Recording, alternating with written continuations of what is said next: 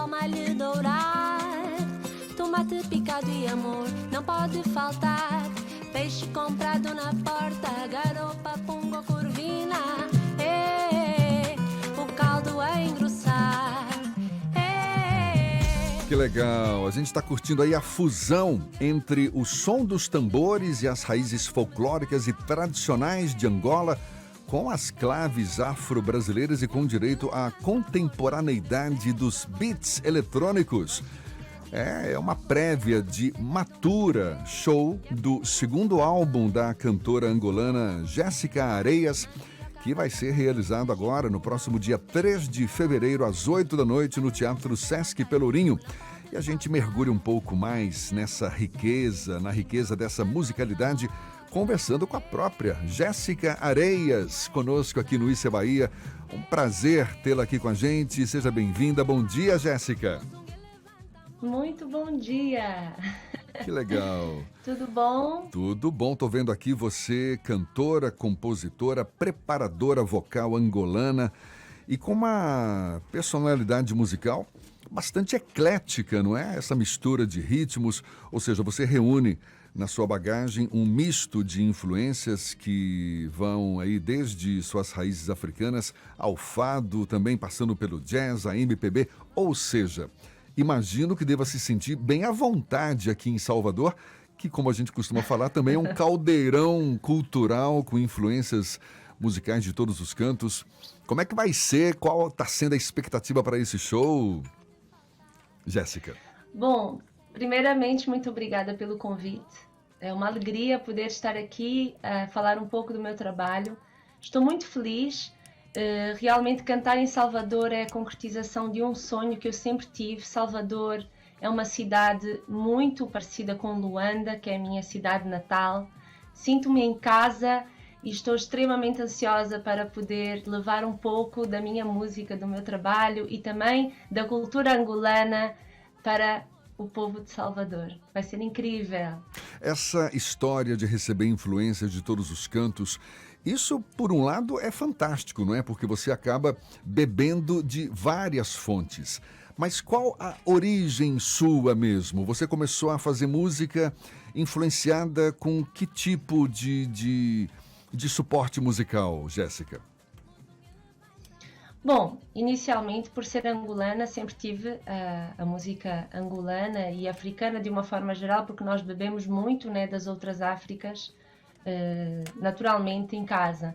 Mas em casa eu sempre tive uma construção musical muito ampla. Então, além da música angolana, nós ouvíamos muita música brasileira, muita mesmo, principalmente dos artistas baianos. Então, ouvíamos muito Maria Bethânia, Caetano Veloso, Gal Costa, Gilberto Gil. Nossa, muitos, todos. Mas aí também ouvia jazz e também tem a questão do fado. Os meus avós paternos eram portugueses e tanto que eu comecei a cantar fado com 9 anos de idade, porque a minha avó cantava, mesmo que em casa, na lida da casa.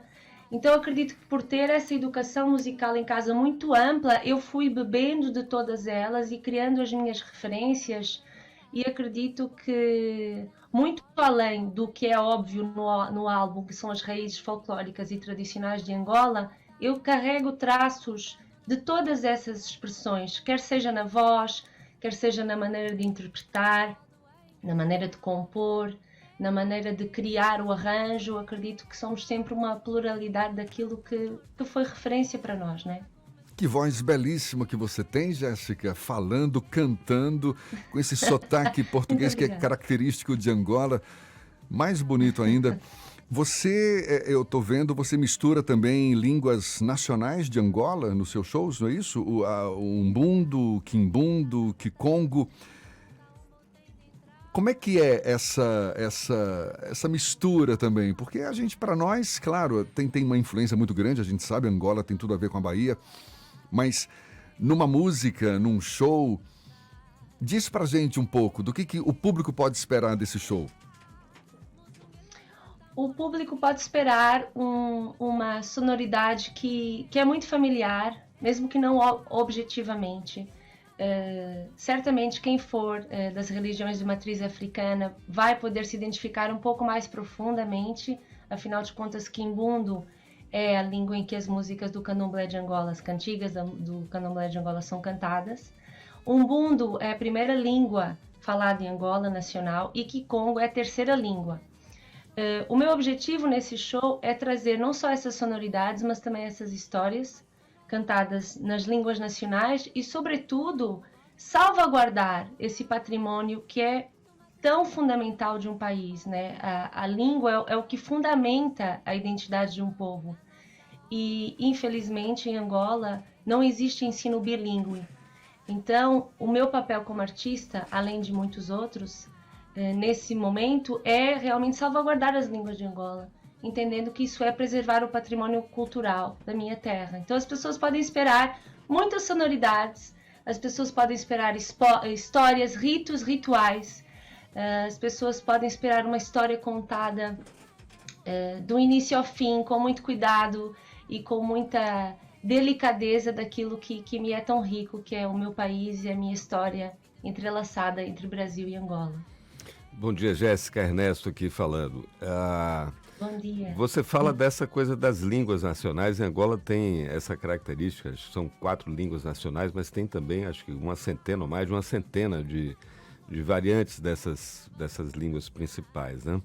Mas a gente vê o português falado em Angola. Eu passei temporada em Angola na década de 90, trabalhando em Luanda. Mas a gente vê também uma afinidade muito grande do povo angolano com nós brasileiros. E, sobretudo, me parece que da década de 90 para cá, tem um fluxo de baianos voltando para Angola, de lá para cá, de angolanos vindo para cá, na área cultural, na música, inclusive. A gente tem visto a presença sempre aqui de angolanos aqui, sabendo de baianos que estão indo para lá. O que está dando essa troca, esse retorno de influências, né? De baianos, brasileiros e baianos apresentando sua arte em Luanda, indo buscar suas referências também e certamente influenciando de alguma maneira. Está rolando esse movimento, a sua música bebe também dessas influências, como você disse, né? Sim. Bom, em relação às línguas nacionais, na verdade, são 50 línguas nacionais catalogadas. Existem muito mais do que as catalogadas, né? Mas sem dúvida alguma que além delas existem as correlações e as variantes. Eu acredito muito que esse intercâmbio cultural que tem vindo a crescer entre Brasil e Angola está naturalmente relacionado com o processo da escravatura lá atrás. Necessariamente, por que eu digo da escravatura? Por todos os frutos que isso deixou. Então nós temos praticamente todos os traços culturais correlacionados, né? Então, a nível não só da música, mas da própria cultura, do jeito de estar, do jeito de ser, das sonoridades, da comida. Então, eu acredito que existe uma necessidade de ambas as partes de se reconhecer nessa história dos ancestrais e se conectar mais profundamente. Existem muitos ritmos brasileiros e angolanos que se assemelham profundamente, nomeadamente o semba e o samba, que beberam da mesma fonte, né? O semba tem uma influência total no cabula, que foi, né, a origem do samba no Brasil. Veja, você fala no cabula, cabula aqui é bairro e samba em Luanda é bairro também, né? Exatamente, exatamente. Semba em Luanda é a música que surgiu no meio urbano, né? Na periferia do meio urbano. Assim como a gente tem o batuque de umbigada, vocês têm o batuque de umbigada, que pra gente é macemba, que macemba é nada mais do que encontro dos umbigos, né? Então a gente tem uma base cultural, musical igual, né? A fonte é a mesma. Então eu acredito que tudo isso vai se tornando cada vez mais forte, no sentido das pessoas quererem se conectar profundamente e assim continuarem criando, né? Me tira uma curiosidade, Jéssica. Aqui a gente está com toda a história, a presença africana no Brasil, mas nós aqui no Brasil estamos sempre nos confrontando com o racismo. Esse é um tema que está muito presente aqui. Como é que é isso hoje em Angola, de uma forma geral, e em Luanda, que é uma cidade que reúne talvez mais de 20%, 30% da população angolana, né? Você como descendente de uma família de portugueses, seus avós eram portugueses, na época da independência, a maior parte das famílias portuguesas ou descendentes de portugueses, uma grande parte teve que sair, escolheu sair do país e sua família ficou. Como é que é essa convivência e isso como se reflete, se espelha nas expressões culturais angolanas? Olha, o Brasil é um país muito peculiar em relação ao racismo, né? Eu já morei 18 anos em Luanda, vivi 3 em Lisboa e estou aqui há 13 anos. E eu nunca tinha me deparado com racismo estrutural tão profundo como é no Brasil. Obviamente, em Angola, o fato de a maioria da população ser negra e a minoria ser, sei lá, 3% parda ou branca, isso realmente é uma questão no sentido em que, naturalmente, o branco não é considerado angolano. Não existe esse lugar. É o Tuga. Então, não entendi. É o Tuga. As pessoas chamavam a gente de Tuga, por Tuga, né? Na verdade, o Tuga é o português, né? Mas os angolanos de pele clara, assim como eu e minha família, não somos considerados, né? Porque existe naturalmente uma associação ao colono, né? Então, enfim, resquícios, né, do que foi a colonização, resquícios também de uma falta de conhecimento mesmo do que foi o processo colonial, muito além do óbvio, né, muito além de subjugar um povo, mas efetivamente, independente da sua cor, você é natural de um lugar a partir do momento que você nasce dele e você cresce, você vive daquela cultura e, sobretudo, você faz por aquele país, né? Mas temos essa questão. Mas, obviamente, nunca nos moldes que existe em relação ao negro. Isso jamais, né? Até porque o racismo, digamos assim, eu nem gosto de colocar como racismo, porque eu acho que é uma palavra um pouco forte em relação ao povo branco, mas é o... Opa, a gente perdeu a conexão com a Jéssica. Vamos ver se a gente recupera. Que pena. Por hora a gente está sem... né? Agora, tá voltando ou não?